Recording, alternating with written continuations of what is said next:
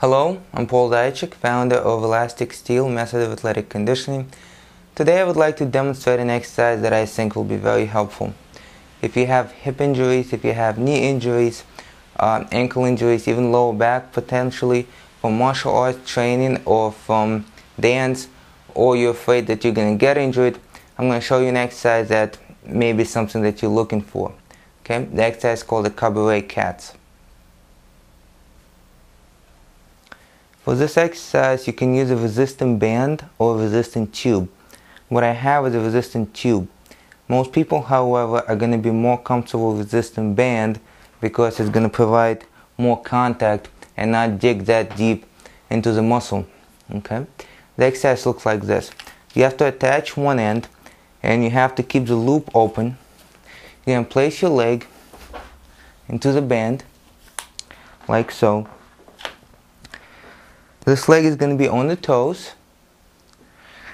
The other leg could be slightly bent or slightly straight. Okay, we're going to start with straight leg variation.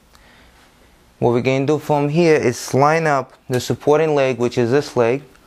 The foot is exactly perpendicular to the line of the resistant band at the start of the exercise.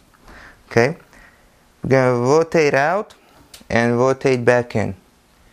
Rotate out and rotate in. I prefer for this to be above the knee. If this is a tube, if this is a band, you can place it right on the knee joint itself. Okay? So on an exhale, we rotate in. On an inhale, out. Okay? In and out. Now, the opposite movement of that would be to place the supporting foot directly in line with the band, still staying on the toes, placing the toes back by the heel, exhaling, rotating out, inhaling in, exhaling out, inhaling in. Now this exercise on this leg works the external and internal rotators of the hips, increases the range of motion, of course strengthens the muscles. The range of motion, when it's increased, it needs to be controlled and it needs to be strong. So this is what it does. Okay? Of course, it warms up for stretching of the hip as well. And that is just for the hip. Now, this hip, this knee, and the ankle and the foot on this leg, as well as the midsection, actually support the body, so they work as well. The same way you would when you're doing the movement in martial arts and in dance. And this is one option of how to do this exercise. Okay, I'm going to demonstrate the same thing on the other side. This is option 1, the first variation.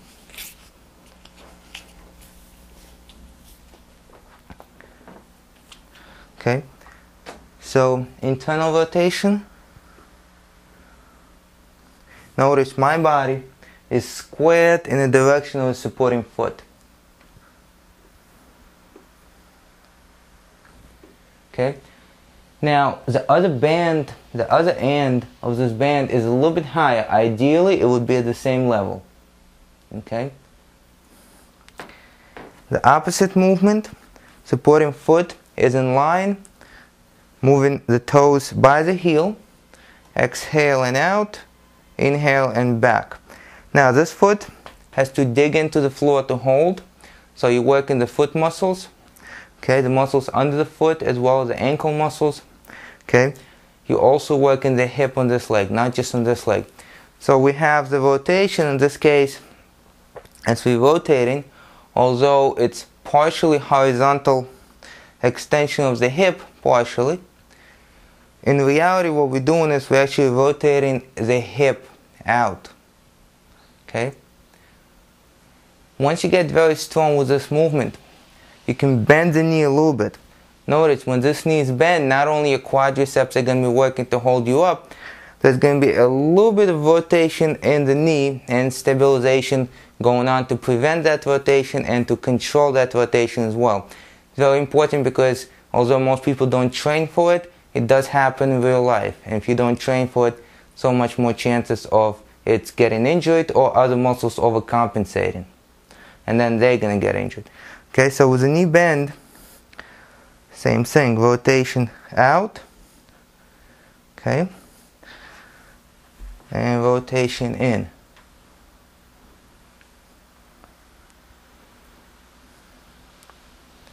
And this is the first variation of this exercise. The movement is from this hip.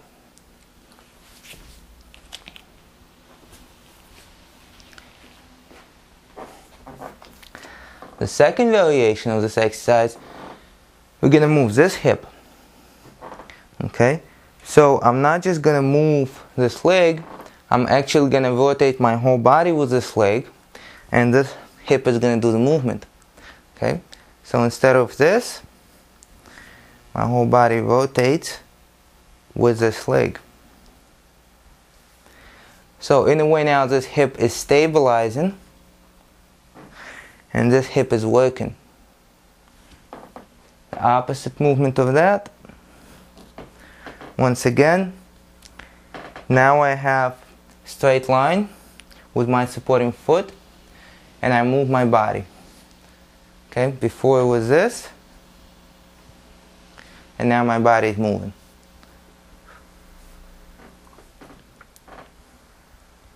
Okay, and you're going to feel this in several places in your body.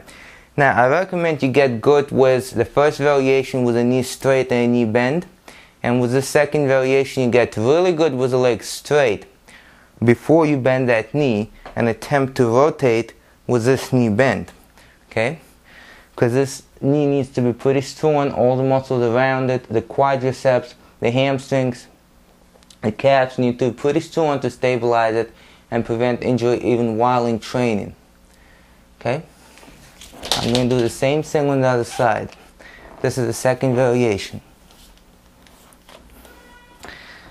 I'm rotating my body with this leg. The movement is from the supporting hip. Okay? Now if you can keep it on the ball of the foot and slide, it's fine. Most people need to be on the big toe of this leg. Okay?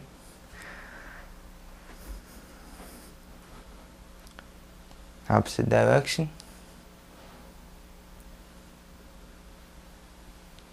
Once again, start with the knee straight.